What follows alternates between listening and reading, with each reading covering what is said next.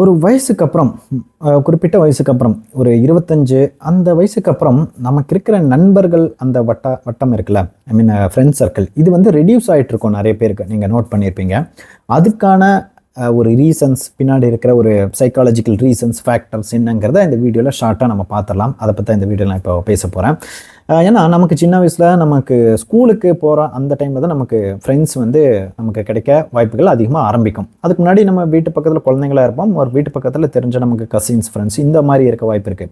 ஆனால் ஒரு ஸ்கூலுக்கு போய் ஜாயின் பண்ணப்போ ஃபஸ்ட் ஸ்டாண்டர்ட், செகண்ட் ஸ்டாண்டர்ட் அப்படியே நமக்கு அந்த ஃப்ரெண்ட் சர்க்கிள் வந்து ஒருத்தர் இருப்பான், 2 பேர் இருப்பான். நம்ம அப்படியே அந்த நமக்கு அறிவு அந்த இடத்துல வந்து நமக்கு ஒரு மெச்சூரிட்டி வர மெச்சூரிட்டின்னு சொல்ல தாண்டி அந்த இடத்துல நமக்கு வந்து பழக ஃப்ரெண்ட் சர்க்கிள் கிரியேட் ஆகும். அந்த இடத்துல நம்ம எந்த மாதிரி ஃப்ரெண்ட்ஸை நம்ம செலக்ட் பண்ணி நம்ம போகிறோன்றதை பொறுத்து தான் அதுக்கப்புறம் நம்ம ஐடியாலஜி ஆகட்டும், நம்ம படிப்பு கூட, நம்ம பழக்க வழக்கங்கள் எல்லாமே மாறும். நமக்கு ஒரு நல்ல நண்பர்கள் நம்ம கிடைக்க வைக்கிறது, நாம் யார்கிட்ட பழக்கிறோன்றதை பொறுத்து தான் நம்ம பிஹேவியரே மாறும். இதை நீங்கள் கண்டிப்பாக ஒத்துப்பீங்கன்னு நினைக்கிறேன். ஒரு 5ஆவதுக்கு அப்புறம் 6ஆவதுக்கு அப்புறம் ஒரே ஸ்கூலில் படித்த பிரச்சனை இல்லை, வேறு ஸ்கூல் மாற்றிக்கிட்டே இருக்கிறவங்களுக்கு கொஞ்சம் அந்த ஃப்ரெண்ட்ஸ் சர்க்கிள் மெயின்டைன் பண்ணுறது கஷ்டமாக தான் இருந்திருக்கும். ஆனால் நிறைய பேர் இப்போலாம் ஒரே ஸ்கூலில் தான் படிச்சுட்டு இருக்காங்க. கேட்டால் 1ஆவதுலேருந்து 12ஆவது வரைக்கும் இந்த ஸ்கூலில் தான் படிச்சேன்னு சொல்கிறாங்க. அந்த டைமில் வந்து நமக்கு பெஸ்ட் ஃப்ரெண்ட்ஸ் நிறைய கிரியேட் ஆயிருவாங்க. ஒரு 7th 8th 9th 10thலாம் வந்து அந்த ஃப்ரெண்ட்ஸ் சர்க்கிள்ன்றது ஒன்று கிரியேட் ஆயிரும். எல்லாருக்கும் ஓரளவுக்கு நல்லாவே ஃப்ரெண்ட்ஸ் சர்க்கிள் இருக்கும். அவங்க பேசுகிறத பொறுத்து அட்லீஸ்ட் எல்லாருக்கும் அட்லீஸ்ட் 1-2 ஃப்ரெண்ட்ஸாவது கண்டிப்பாக இருக்க வாய்ப்பு இருக்குது அந்த டைமில். அதை தாண்டி நம்ம வீட்டு பக்கத்தில் ஒரு ஃப்ரெண்ட்ஸ் இருப்பாங்க. என்னதான் ஸ்கூல் முடிச்சு வீட்டுக்கு வந்தாலும் வீட்டு பக்கத்தில் இருக்கிற ஃப்ரெண்ட்ஸ், அவங்களோட சேர்ந்து விளையாடுறது, அந்த மாதிரி டைமில் நம்ம வீக்கெண்ட்ஸில் இந்த மாதிரி ஒரு ஃப்ரெண்ட்ஸ் இருப்பாங்க. அதுக்கப்புறம் நம்ம கசின்ஸ் ஃப்ரெண்ட்ஸ்ன்னு இருக்கும். அதாவது இவங்களை வந்து கசின்ஸாக இருந்தாலும் ஓரளவுக்கு ஃப்ரெண்ட்ஸாக தான் இருப்பாங்க. ஷேர் பண்ணிக்கிறது, அவங்களோட ஃபேமிலி டைம்ஸ் கேதரிங்கில் இவங்கள அங்கே ஒரு ஃப்ரெண்ட்ஸாக தான் அவங்கள பார்த்துட்டு இருப்பாங்க. இந்த மாதிரி டைப்ஸில் ஃப்ரெண்ட்ஸ் இருப்பாங்க. கரெக்டாக. அதுக்கப்புறம் ஸ்கூல் முடிச்சதுக்கப்புறம் காலேஜுக்கு போனதுக்கப்புறம் அங்கே ஒரு ஃப்ரெண்ட்ஸ் சர்க்கிள் ஒன்று உருவாகும். காலேஜில் வந்து கிரியேட் ஆகிற ஃப்ரெண்ட்ஸ் இன்னுமே வந்து அந்த பாண்டிங் கொஞ்சம் அந்த மெச்சூரிட்டி அதான் அகைன் அங்கே ஒரு கேரக்டர் பொறுத்து தான் இங்கே ஃப்ரெண்ட்ஷிப் அமையும். நீங்கள் நல்லா நோட் பண்ணிங்கன்னா, ஒரு லாஸ்ட் பெஞ்சர் போயிட்டு ஃபஸ்ட் பெஞ்சரோட உட்காந்துட்டு நான் படிக்கிறேன்ற சேஞ்சு திரும்பி மாறுற அந்த ஒரு ஃப்ரெண்ட்ஷிப்பை தாண்டி ஒருத்தனுக்கு டிஃபால்ட்டாக போய் ஃபஸ்ட் நாளே நான் வந்து முன்னாடி உட்கார மாட்டேன், பின்னாடி உட்கார இடத்துல தான் ஒரு 4 பேர் இருந்தாங்கன்னா அவங்க மைண்ட் செட் இப்படி இருக்கும், அப்படி தான் சேருவாங்க, அவங்களுக்கு ஒத்தும் போகும். அந்த மாதிரி தான் இருக்கும். அதுக்கப்புறம் அப்படியே காலேஜ் முடிஞ்சதுக்கப்புறம் அந்த ஃப்ரெண்ட்ஷிப் சர்க்கிள் ஒரு 20-21 அப்புறம் ஆஃபீஸ் போவோம். நம்ம போகிற கம்பெனி, ஒர்க் பண்ணுற இடத்துல அதை பொறுத்து ஃப்ரெண்ட்ஷிப் இருக்குது. ஒரு ஐடி கம்பெனி இந்த மாதிரி ஒரு இடத்துல நிறைய அந்த நம்ம வயசுக்காரங்க இருப்பாங்களா. இப்போ ஒருத்தன் நார்மலாக போய் கவர்மெண்ட் ஆஃபீஸில் ஒர்க் பண்ணுறதுக்கும் ஒரு கோர் கம்பெனியில் அங்கே போய் ஒர்க் சேர்ந்தோன்னா அங்கே விட அவங்க எல்லாருமே பெரியவங்களாக இருப்பாங்க. எல்லா கல்யாணம் ஆகி பெரியவங்களாக இருப்பாங்க. நம்ம ஒரு 2-3 பேர் தான் அந்த இடத்துல இருப்பாங்க. ஆனால் ஒரு ஐடி கம்பெனியில் போனால், ஐடி கம்பெனியில் ஒரு பல்காக எடுப்பாங்களா, அந்த டிசிஎஸ், ஜிடிஎஸ் இந்த மாதிரி கம்பெனியில் போகும்போது ஒரு அவங்க ஏஜ் டைமில் நிறைய பேர் இருப்பாங்க. அங்கே ஒரு ஃப்ரெண்ட்ஸ் சர்க்கிள் கிரியேட் ஆகும். அதே சமயம் இந்த மற்ற இடத்துல வந்து இந்த ஏஜை தாண்டி அந்த ஏரியாக்குள்ளேயே ஆகட்டும், இல்லை எல்லாத்தையும் ஏஜை தாண்டி ஒரு ஃப்ரெண்ட்ஷிப்லாம் அந்த பெரியவங்களோட அண்ணாங்க, அந்த அக்காங்க, இந்த மாதிரி ஒரு ஃப்ரெண்ட்ஷிப் கிரியேட் ஆகும். இந்த மாதிரி ஃப்ரெண்ட்ஷிப் எல்லாம் ஓரளவுக்கு நம்ம பில்ட் பண்ணிட்டே போவோம். அங்கே நம்ம காண்டாக்ட்லேயே இருப்போம். காலேஜ் போனதுக்கப்புறம் ஸ்கூல் ஃப்ரெண்ட்ஸ் காண்டாக்டில் இருப்பாங்க. அங்கேயும் காண்டாக்ட்ஸ் இருக்கும். அப்பப்போ மீட் பண்ணிப்போம். ஏரியா ஃப்ரெண்ட்ஸ்லாம் இருப்பாங்க. ஒரு 25 வயசு அந்த டைமுக்கு வந்து ஒவ்வொருத்தங்க வந்து இந்த விஷயங்கள் வந்து இந்த ஃப்ரெண்ட்ஸ் சர்க்கிள் வந்து நிறைய பேருக்கு குறைய வாய்ப்பு இருக்குது. பெண்கள் எடுத்துக்கிட்டிங்கன்னா கல்யாணம் பண்ணதுக்கப்புறம் நிறைய ரெஸ்ட்ரிக்ஷன்ஸ் அவங்களுக்கு கிடைக்கும். அதுவும் இல்லாமல் பெருசாக அவங்களோட ஃப்ரெண்ட்ஸை மீட் பண்ணுறதுக்கான டைம் கிடைக்காது. கொஞ்சம் ஐசோலேட்டாக வேறு ஊருக்கு போகும்போதோ, இல்லை கல்யாணம் ஆனதுக்கப்புறம் அவங்க ஃப்ரெண்ட்ஸ் சர்க்கிள் கொஞ்சம் அப்படியே கம்மியாகும். பசங்களுக்கு அதே மாதிரி தான். ஒன்று கல்யாணம் ஆகிறதுனால கம்மியாகும், இல்லை அவங்களுக்கு வர பொறுப்புகளாகட்டும், அவங்க வேறு ஊருக்கு போகிறப்போ இந்த மாதிரி சில விஷயங்கள்னால வந்து அவங்களுக்கு ஃப்ரெண்ட்ஸுங்க அந்த சர்க்கிள் வந்து முடிஞ்ச வரைக்கும் அப்படியே குறைஞ்சிக்கிட்டே போகும்.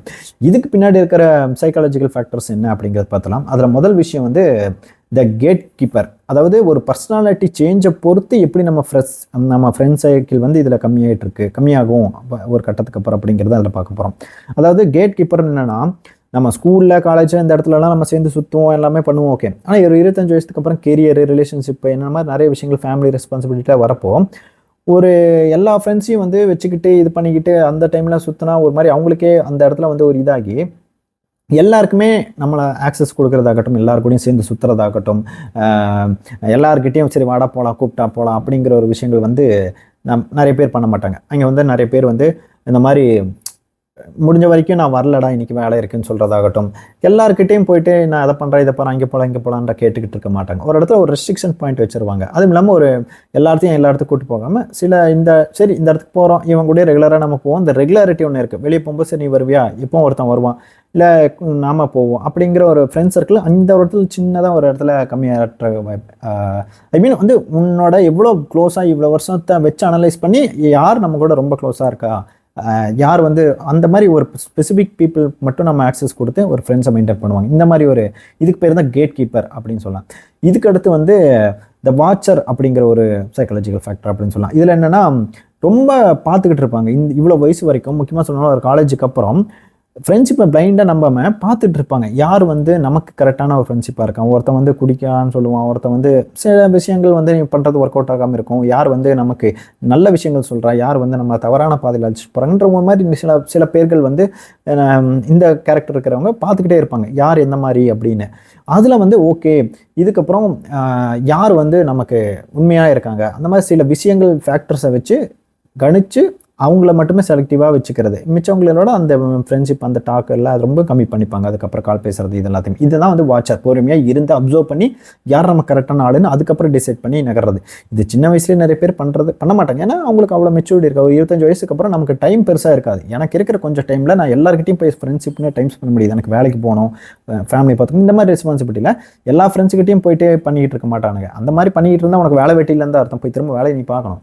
அதுக்கு அடுத்து மூணாவதுன்னா த சேஞ்ச்டு ஒன் அப்படின்னா வந்து இது எந்த மாதிரி சொல்லணும்னா ஸ்கூல் டைமில் காலேஜ் டைமில் நமக்கு எந்த ஒரு ரெஸ்பான்சிபிலிட்டி இல்லை. நம்ம மோஸ்ட்லி ஃப்ரெண்ட்ஸோட இருக்கிறதுக்கான வாய்ப்பு தான் இருக்குது காலையிலேருந்து சாயங்காலம் வரைக்கும், இல்லை அந்த வயசு வரைக்கும்.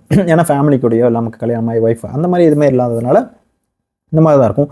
சொல்லப்போனால் இப்போ காலேஜ்னால நல்லா படிச்சுட்டு தான் இருந்திருப்பான், கடைசியில் இல்லை நிறைய பேர் படிக்காமல் இருந்திருப்பான். உடனே இதெல்லாம் முடிச்சதுக்கப்புறம் அவன் ஃபேமிலி பிஸ்னஸ் பார்க்க போயிடுவான், இல்லை அவங்க பர்சனல் வீட்டு விஷயங்களை பற்றி அவன் பார்த்து அப்படியே அந்த வேலையை பார்த்துக்கிட்டு போயிட்டே இருப்பான். கேட்டால் வந்து சரி நீ ரொம்ப மாறிட்டா எப்படிங்கிற மாதிரி இருக்கும். அதாவது அவங்க நல்ல செட்டில்டான இருக்கும்போது நீ செட்டில் ஆகாமல் இருந்தால் அந்த ஃப்ரெண்ட்ஷிப் அங்கேயும் மெயின்டைன்லாம் அவ்வளோ பெருசாக ஆகாது.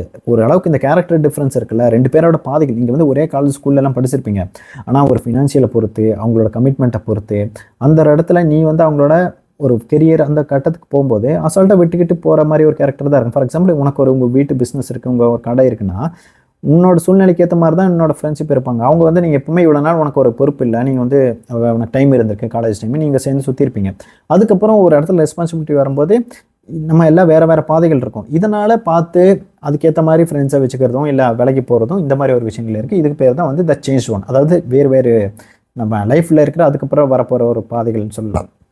கடைசியாக என்னென்னா த ரியலிஸ்ட் அப்படின்னு சொல்லுவாங்களா. அதாவது வந்து இப்போ ஒரு 200 ஃப்ரெண்ட்ஸை வச்சுக்கிறதுக்கு பதிலாக 200 ஃப்ரெண்ட்ஸை வச்சு நான் அவங்ககிட்ட அப்பப்போ ஃபோன் பேசி எவனுமே ஒருத்தன் உண்மையாக வச்சுக்காம எனக்கு ஆல்ரெடி ரொம்ப டைம் தான் கம்மியாக இருக்கேன், நான் வீட்டை பார்த்துக்கணும், இந்த மாதிரிலாம் நான் வந்து அனலைஸ் பண்ணி யார் வந்து எனக்கு ஏற்ற மாதிரி ரொம்ப நல்லா ஒரு ஃப்ரெண்ட்ஸ், ஐ மீன் வந்து ரொம்ப ஓவராக நான் வந்து 200 பேரையும் வச்சுக்கிட்டு நான் எல்லாத்தையும் மெயின்டைன் பண்ணிவிட்டு நண்பன்டா அப்படி இப்படின்லாம் பேசாமல் ஒரு வந்து ரொம்ப எனக்கு வந்து தேவைப்படுற ஒரு விஷயத்த வந்து வச்சுக்கிட்டு இந்த மாதிரி ரொம்ப ஒரு ஸ்பெசிஃபிக்காக ஒரு 5லேருந்து 10 பேரை மட்டுமே தேர்ந்தெடுத்து ஐ மீன் வந்து இவங்க மட்டும்தான் நமக்கு கரெக்டானவங்கன்னு முடிவு பண்ணி அவங்களோட ஃப்ரெண்ட்ஷிப்பாக வச்சுக்கிறதுன்றது இந்த ஒரு விஷயமா இருக்கும். இதுக்கு பேர் ரியலிஸ்ட். யோசிச்சு மெச்சூர்டாக இவன் கடைசியாக நமக்கு பின்னாடி நமக்கு உதவியாக இருப்பானா. நான் சொல்கிறது இதெல்லாம் கேரக்டராக இருக்கும். ஃப்ரெண்ட்ஸ் சர்க்கிள் கம்மியாக இருக்கிற கேரக்டர்ஸ். அதான் முக்கியமாக நிறைய பேர் நீங்கள் பார்த்தீங்கன்னா ஒரு 5 பேருக்கு கம்மியாயிடும். ஃப்ரெண்ட்ஸ் சர்க்கிள் 25 வயசு 30 வயசுக்கு அப்புறம்லாம் அந்த ஃப்ரெண்ட்ஸ் சர்க்கிள் வந்து கம்மியாகி ஒரு 5 பேர் தாண்டி நம்ம க்ளோஸ் ஃப்ரெண்ட்ஸ்ன்னு சொல்கிறதே ரொம்ப ஒரு கடினமாக இருக்கும். மற்றவங்ககிட்டலாம் பேசுவோம், ஃபங்க்ஷன் என்ன பார்ப்போம், அதெல்லாம் தேவையில்லை, மீட் பண்ணுற பார்ப்போம். ஆனால் ஒரு எப்போவுமே என்ன பேசுகிறது, ஒரு வெளியே போகிறது, ஃப்ரெண்ட்ஸோட டூர் போகிறது, பார்த்து அடிக்கடி மீட் பண்ணுறதுலாம் வந்து ரொம்ப அந்த சர்க்கிள் கம்மியாகி இந்த இடத்துல வந்து இப்படி நிற்கும். சரி, இதெல்லாம் தான் ஒரு மெயின் ஃபேக்டர் அப்படின்னு சொல்லலாம். இதை தாண்டி சில சைக்காலஜிக்கல் ஃபேக்டர் அப்படின்லாம் பார்த்தீங்கன்னா ஒரு அதான் நமக்கு வந்து அடுத்தடுத்து வரப்போ முக்கியமாக 25 வயசுக்கு அப்புறம் கல்யாணமாக இருக்கும், இல்லை ஒர்க்கு, இல்லை ஃபேமிலி பார்த்துக்கணும், ஹெல்த் இஷ்யூஸ், இந்த மாதிரி விஷயங்கள்லாம் ப்ராப்பராக டைம் ஸ்பெண்ட் பண்ண முடியாமல் போகும். அப்புறம் பெட்ரேல்ஸ்ன்னு நிறைய பேர் இருக்கும். ஏன்னா ஒரு கட்டம் வரைக்கும் அதே மாதிரி தான் 25 வயசு முன்னாடி காலேஜ், நீ ஐடி கம்பெனி ஜாலியாக சுற்றிக்கிட்டு இப்போ பொறுப்பே இல்லாமல் எப்போ கூப்பிட்டாலும் இங்கே படம் வந்திருப்பேன். சடனாக வந்து உன்னை காலம் தீக்கிறது உன்னை விட்டு போயிட்டான், இல்லை உங்ககிட்ட படத்துக்கு சொல்லாமல் போயிட்டான் அப்படின்னு அங்கங்கே வந்து இதை ஒரு துரோகமாக நினச்சி, துரோகங்கள் இதோட பெருசாலாம் நடந்திருக்கு. ஒரு பிஸ்னஸ் விஷயத்தில், படிப்பு விஷயத்தில், எல்லா இடத்துலையும் துரோகம் நடந்து அதுக்கப்புறம் ஃப்ரெண்ட்ஷிப்பை நம்பாமல் தனிமையை விரும்பி போகிறவங்க, அந்த மாதிரி விஷயங்கள்னாலையும் இந்த ஃப்ரெண்ட்ஷிப் சர்க்கிள் அதுக்கப்புறம் ரொம்ப கம்மியாகும். மெச்சூரிட்டின்றதை தாண்டி ரியலைஸ் பண்ணிப்பாங்க, இவன் நமக்கான ஆள் இல்லை, நம்ம சரியான ஃப்ரெண்ட் இல்லை, அவன் வேலையை காமிக்கிறான், புத்தியை காமிக்கிறான்ற மாதிரி தான் நிறைய பேர் யோசிச்சு அதை வந்து கம்மி பண்ணிருப்பாங்க. அவ்வளோ சீக்கிரம் யாரையும் நம்ப மாட்டாங்க. அந்த வாங்கின அடி அப்படி அதான் முடிஞ்ச வரைக்கும் அந்த எனர்ஜியை நான் எதுக்கு அவ்வளோ ஸ்பெண்ட் பண்ணிகிட்டு இருக்கணும், இவன் வந்து எப்படி என் கூட இருக்க போகிறோம், அந்த மாதிரி விஷயங்கள் பேஸ் பண்ணி அந்த ஃப்ரெண்ட்ஸ் சர்க்கிள் அப்படியே கம்மி பண்ணிட்டு போகிறதுக்கான வாய்ப்புகள் தான் அதிகமாக இருக்குது. அதான் இந்த விஷயங்கள் மெச்சூரிட்டி, இந்த பிரெயின் ரிலேட்டட் எல்லா விஷயங்களும் இருக்குது, சுச்சுவேஷன் பொறுத்தே இருக்குது. நான் சொன்ன எல்லா ஃபேக்டரும் தான் ஒரு 20 சில்ட்ரை நம்ம வேலைக்கு போயிட்டு வேலைக்கு போகாமல் இருக்கிறோம், வேலைக்கு போகிறவங்க அந்த ஒரு சுச்சுவேஷன்லேயே நிறைய ஃப்ரெண்ட்ஷிப் வந்து க்ளோஸ் ஆகும். நிறைய பேரை நீங்கள் அதை ஃபீல் பண்ணியிருப்பீங்க. கல்யாணம் ஆனாதவன் இந்த ஒரு ஃப்ரெண்ட்ஷிப், அங்கே ஒரு பாண்டிங் ஃப்ரீயாகட்டும், இந்த மாதிரி நிறைய விஷயங்கள் இதுக்கப்புறம் வந்து கண்டினியூஸாக என்னதான் சோஷியல் மீடியாவில் நீங்கள் 2 பேர் ஃபாலோவராக இருந்தே ஒருத்தன் பார்த்துக்கிட்டு இருந்தாலும் ரெகுலராக பேசிக்கிறது, நம்ம முன்னே எப்படி பேசிக்கிட்டு இருந்தோம் அந்த ஃப்ரெண்ட்ஷிப் வந்து ரொம்ப இல்லாமல் போகும். அதான் நான் சொல்ல, உங்களுக்கு இந்த மாதிரி இன்கேஸ் க்ளோஸ் ஃப்ரெண்ட்ஷிப் இருந்தால் தயவுசெய்து உங்களுக்கு எவ்வளோ ஏஜில் இருப்பீங்க, உங்களுக்கு எவ்வளோ ஃப்ரெண்ட்ஸ் வந்து அதிகமாக இருக்காங்களா இல்லையா, நீங்கள் உங்களுக்கு அதே மாதிரி ஃப்ரெண்ட்ஸ் இருக்கலாம் வந்து க்ளோஸ் ஆயிருச்சா இல்லை கம்மியாக இருக்கா அதிகமாக இருக்குன்றது தயவுசெய்து இந்த கமெண்ட்டில் இதை பற்றி நீங்கள் என்ன நினைக்கிறீங்கன்றதை சொல்லுங்கள். திரும்பி இன்னொரு வீடியோவில் இதை பற்றி நம்ம பேசலாம். தேங்க்யூ.